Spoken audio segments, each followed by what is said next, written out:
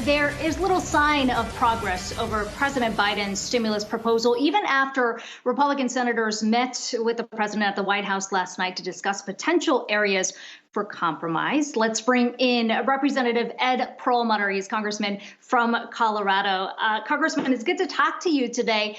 It feels like there's been a bit of a shift in the messaging coming from the White House. The president, of course, has said that he wants to push forward on this stimulus deal in a bipartisan manner, but also in recent days sort of hinted that even if this goes through the budget reconciliation process, it doesn't mean that's not bipartisan. Where do you think negotiations stand right now? Well, there are negotiations. I don't know exactly where they stand, but the fact that there are conversations, I think, is really important. And we're still proceeding along the reconciliation line so that, only 51 votes are needed in the Senate. But on the other hand, the fact that 10 senators and the president met to discuss the outlines of a deal, I think is still positive news. But, the COVID is not waiting for anybody. And I think that's where Biden is coming from. He wants to negotiate, but things have to happen because people are still getting sick and the economy still needs a boost. And so he wants to move this thing promptly. Yeah, it's kind of interesting to see, what's going to happen on that reconciliation front, because, there's a big difference here, at least when you look into the stimulus. It seems to be what most Americans care about is what the size of the check's going to be for them. And it's a wide gap between Republicans wanting to phase that out at incomes for single earners above $50,000 and what Democrats had pushed for in their last one, also the amount of the checks. So how important do you think that is to maybe see pushed through on reconciliation if that's what it's going to take for Americans out there who are hurting? Well, I think it's important that the payments be sufficient to help people get started. This pandemic, this virus has really affected so many families and so many businesses. We need to make sure they're sufficient, but there can be some give and take, I think, with the Republican senators. And I think that's precisely what's happening between the president and those senators. So that's one piece. The vaccine development and production and distribution, that's a very big piece. Continued assistance to small businesses and providing for unemployment insurance, that's really important. Rental assistance is important, and state and local government. There are a lot of things in the reconciliation approach that need to be done. So there are a number of major topics to be negotiated. And if they can't be negotiated, move forward on the reconciliation front. The give and take that you point to, no question, that's sort of what's going on here. The reality is there's also the urgency on the ground of those who actually need the stimulus checks, the schools that need the additional funding to be able to reopen safely.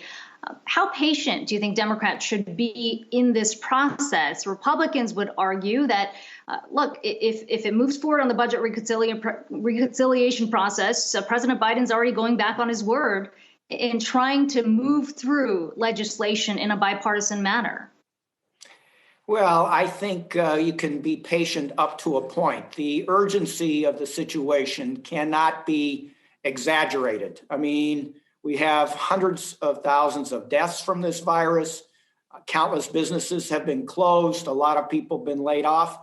We've got to get moving. And that's been something that Republicans, Democrats, unaffiliated, whatever, have known for some time. So this isn't like this is a surprise to anybody. So, obviously the urgency demands action.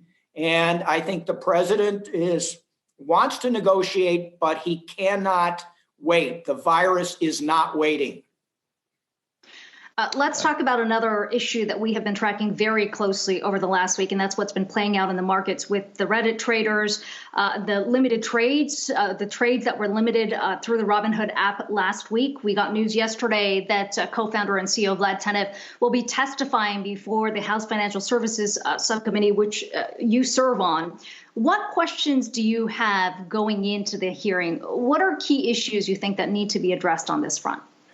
I think we want to look at sort of three different fronts, or I do anyway. One, I want to look at how did the short selling develop, and was the short sale side oversold?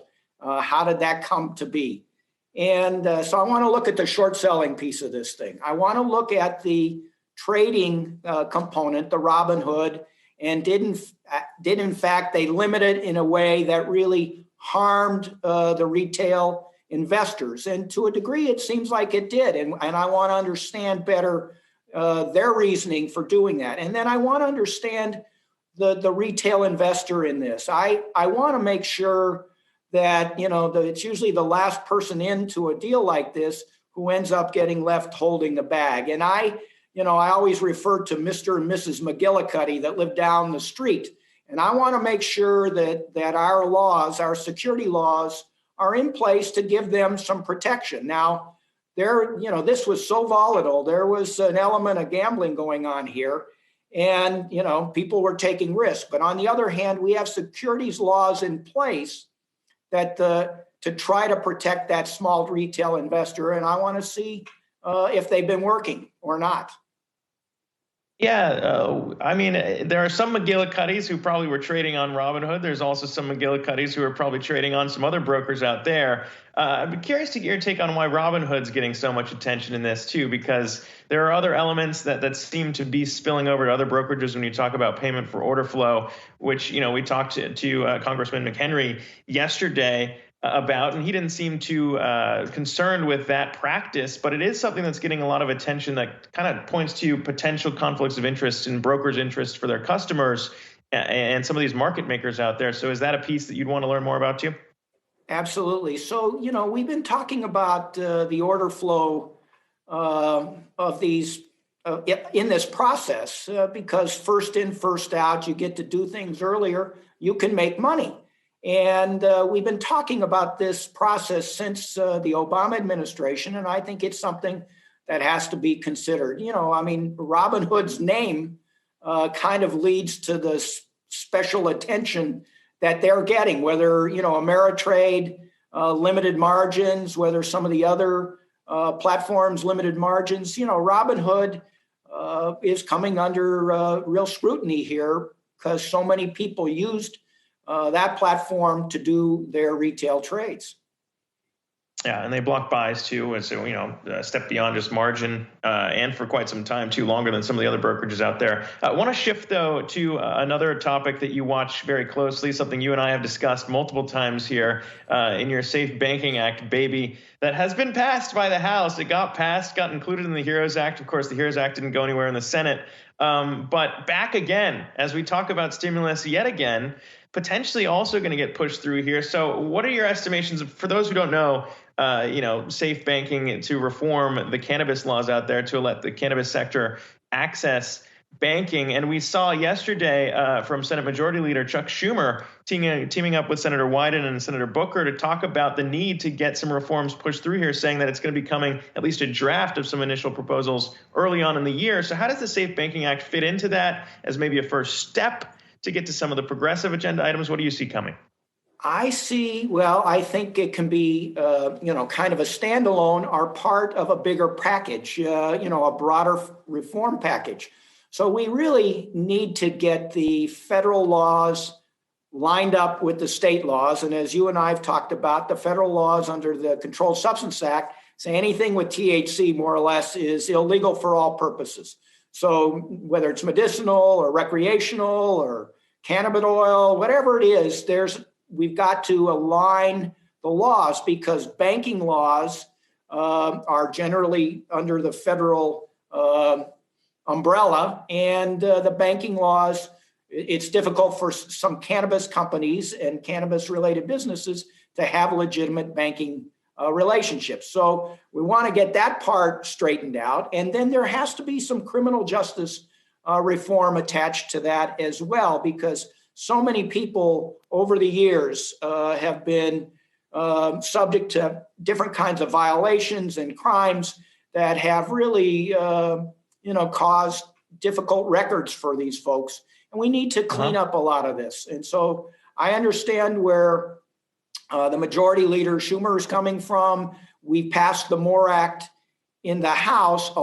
We also passed the Safe Banking Act, which is narrower and really focuses on the banking relationships. But my guess is we're going to get some broader legislation.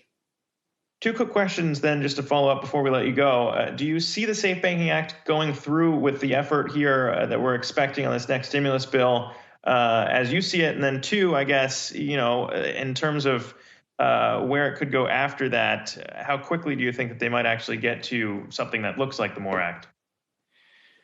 So your first question, do I plan to ask that the Safe Banking Act be part of the overall COVID reconciliation bill? Yes, I plan on asking that. Whether it gets in there or not, we'll see how that works. Plan on passing it as a standalone bill. And, the Senate may take up a broader version, and we'll deal with that if they could ever move something out of the Senate, which is where the roadblock has been, because we passed the broader bill, the MORE Act, and we passed the Safe Banking Act, and the Senate sat on it. So the Senate's got to get busy and work on this subject.